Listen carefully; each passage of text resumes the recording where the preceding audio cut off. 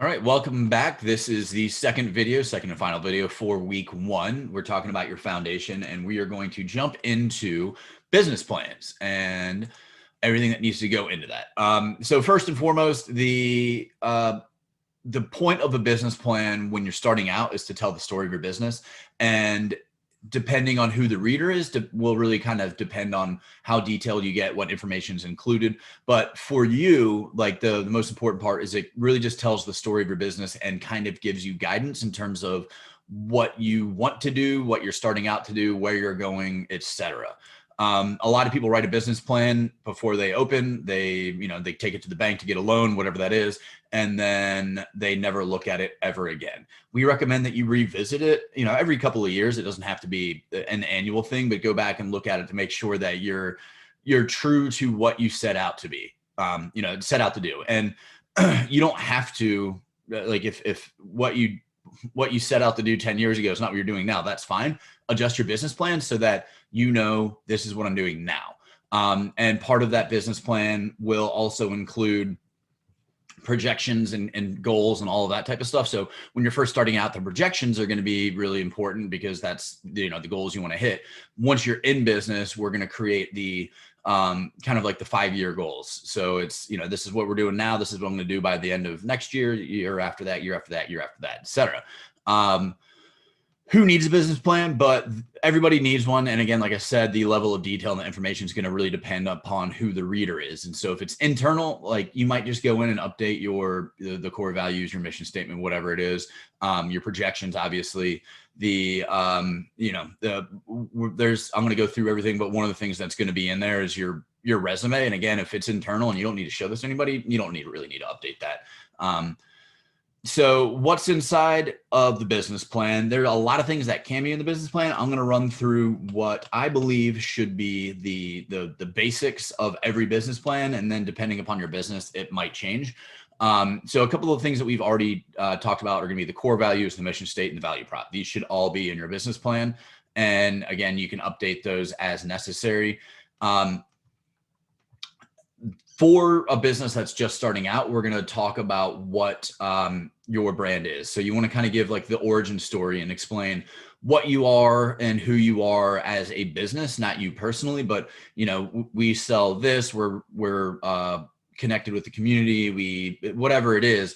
You want to tell kind of the who and the what. And the whole point of this, especially if you're going to a bank or an investor, is you want to make sure there's no confusion about what it is that you do. So if you do something, let's say that you're selling, you make and sell candles. Everybody knows what candles are. That makes sense. I don't need a detailed explanation of what it is unless you've got some sort of proprietary method in making candles, some sort of patented formula, whatever it is. If it's a little more technical than I just make candles, then you need to explain that. But for the most part, anybody looking at that's like, okay, I understand. You make candles and sell candles. If you have some sort of technology or something that isn't common or it's cutting edge or brand new, you might need to go into a lot more detail so that somebody fully understands that what they're getting into. Like, okay, this is the problem you're solving. This is what you do. This is how you approach it, et cetera, et cetera. So again, it depends on what your business is and what you're selling. After you talk about who you are, and that's going to include your core values, your mission statement, your vision, your value proposition, we're going to talk about like you can throw in your secret sauce. So that's kind of what you do better than anybody else, or what separates you from your competitors. The next thing that you're going to need in there is going to be the ownership structure, and it doesn't need to be super detailed. It just needs to be kind of like an overview so that anybody reading this knows who they're like, let's say you're taking to a bank, they know who they're dealing with. So if it's you and let's say your business partner, they know that this is the two of you. But let's say it's the two of you and there's an investor and you're going to the bank. The bank wants to know how you're leveraged, if there's any liens against your business, et cetera, et cetera. So that's just kind of a high level overview. If it's simple, you can just leave it there. If it's more complicated, if there's a lot of parties involved, whatever it is, you can have an amendment. What's the word I'm looking for? Drawing a blank here, but anyway, you can put it at the end. For the purposes, you can put in your ownership agreement. So That's that. The next one you're going to have is your management structure. So explain who's making what decisions, who's in charge, that type of stuff. You'll want to put something in there. You're going to want your resumes at the end, but you're going to want to also put you're telling a story at this point of who I'm getting involved with. So especially if you're taking this to a bank or an investor, this is pretty much what they want to know. They want to know what it is that you do, and then they want to know who you are. So you're selling yourself at this point. It's, I have this much experience in this industry. I have this knowledge. My partner has this. The investor brings this. You're painting a picture of your business, and this should be extremely detailed, and this should be extremely this should sell your business. So at this point, by like page 3 or 4, me as an investor, like I should know, okay, I want to do business with him or I'm going to pass. That's it. Most banks, like they probably won't read anything beyond that. They might look at your financials, and a couple other things, but outside of that, they want to know what you do, who you are, why you're qualified for money. That's that. The next thing that I think that everybody should have in their business plan is going to be their SWOT analysis. We're going to jump into SWOT in week 8, but you should include that SWOT in there. And it's just, again, to reinforce if anybody is reading past this, what you're strong at, what you're weak at, it just kind of gives you the credibility or a little more forward thinking.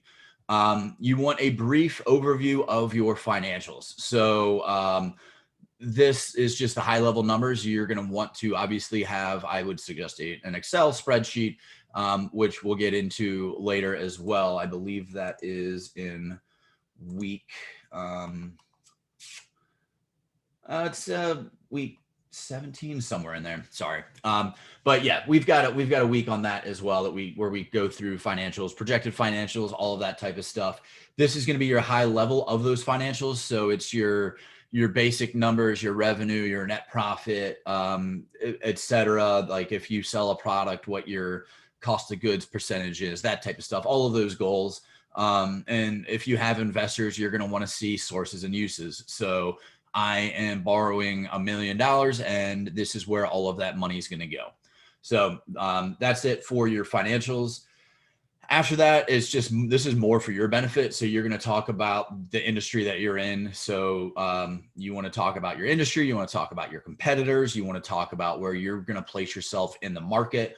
You want to get into growth strategy. So if I'm an investor, like I want to know that I'm going to make money and I'm going to make a lot of money later. So I want to see the growth strategy. If I'm a bank, I don't want to see that much growth. I just want to make sure that you're paying it back. So don't get too wild here. And again, it depends upon the reader, your audience, as to what you're going to include.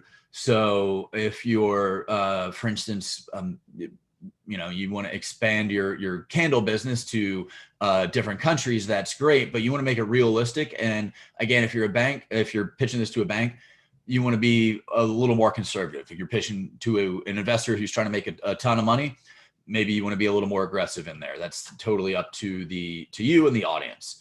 After that, we're going to put in marketing. We're going to talk about your target market. We're going to talk about your customer, pretty much anything else, any other like supplemental information that you think is important is going to go in there. And then lastly, throw in your resume at the very end. That's helpful just to, kind of give you some more credibility. If you don't have a resume, I suggest you create one because everybody should have one. But beyond that, that's the basics of the business plan. We've got the questionnaire attached as a PDF. So that should give you all the information you need. If you need to pull together a business plan, it's going to have all the questions in there that you can cobble together to create your own business plan. And if you have any questions, you can always reach out to us.